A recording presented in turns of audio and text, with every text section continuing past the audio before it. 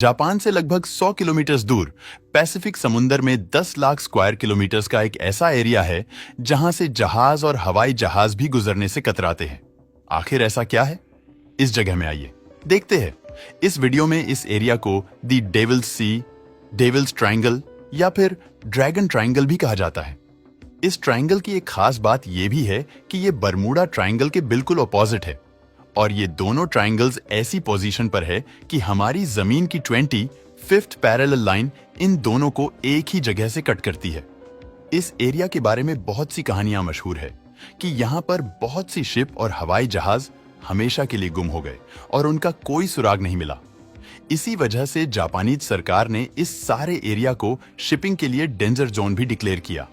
वैसे तो Japanese culture में इस एरिया के बारे में हजारों साल पुरानी कहानियां भी है जिनमें यह बताया गया है कि यहाँ समंदर के नीचे कोई ड्रैगन जैसा जानवर रहता है और इसीलिए यह ड्रैगन्स ट्रायंगल के नाम से भी मशहूर हुआ।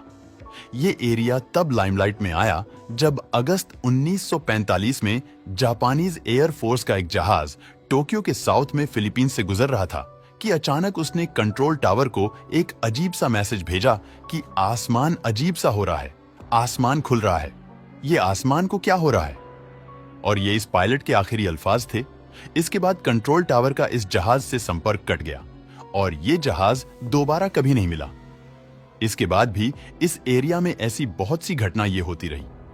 1952 में जापानीज सरकार ने एक मिलिट्री शिप को इस एरिया में इन्वेस्टिगेशन के लिए भेजा था, लेकिन ये शिप भी यहां पर गायब हो गई और दोबारा कभी नहीं मिली। इस शिप पर 31 रिसर्चर्स थे जिनका कोई सुराग नहीं मिला। जापानीज गवर्नमेंट ने क्लेम किया कि ये शिप शायद अंडर सी वोल्केनिक इरप्शन की वजह से तबाह हुई है, लेकिन इस शिप का कोई मलबा नहीं मिला। उस वक्त जापान के सबसे बड़े न्यूज़पेपर ने इस एरिया का मैप छापा और बताया कि 1945 से 1950 के बीच यहां पर 9 से ज्यादा शिप गायब हो चुके हैं।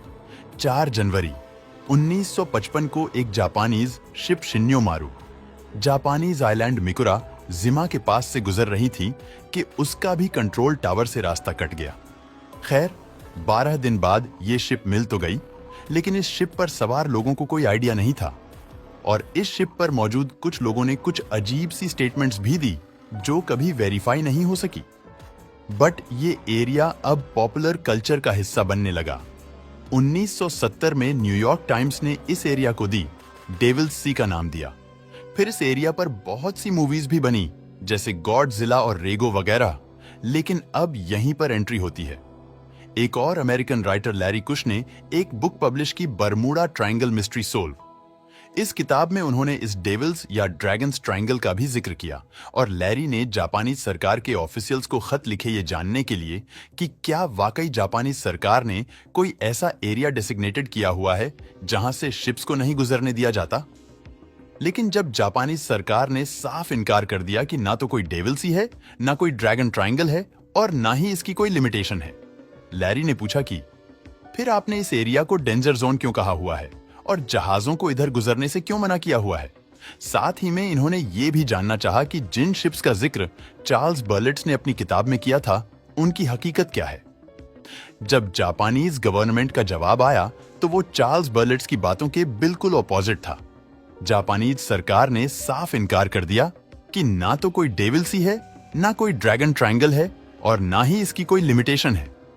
लैरी ने पूछा कि फिर आपने इस एरिया को डेंजर जोन क्यों कहा हुआ है और जहाजों को इधर गुजरने से क्यों मना किया हुआ है। तो इसके जवाब में जापानीज गवर्नमेंट ने जो डेंजर जोन शेयर किया वो सिर्फ 10 मील का एक एरिया था जो इस जापानीज आइलैंड के पास था। इस डेंजर जोन की वजह यह थी कि यहां पर कुछ अंडर वाटर वोल्केनोज थे और कुछ जगहों पर पानी के नीचे नुकीले पत्थर थे जिससे टकराने की वजह से शिप्स डूब जाते थे।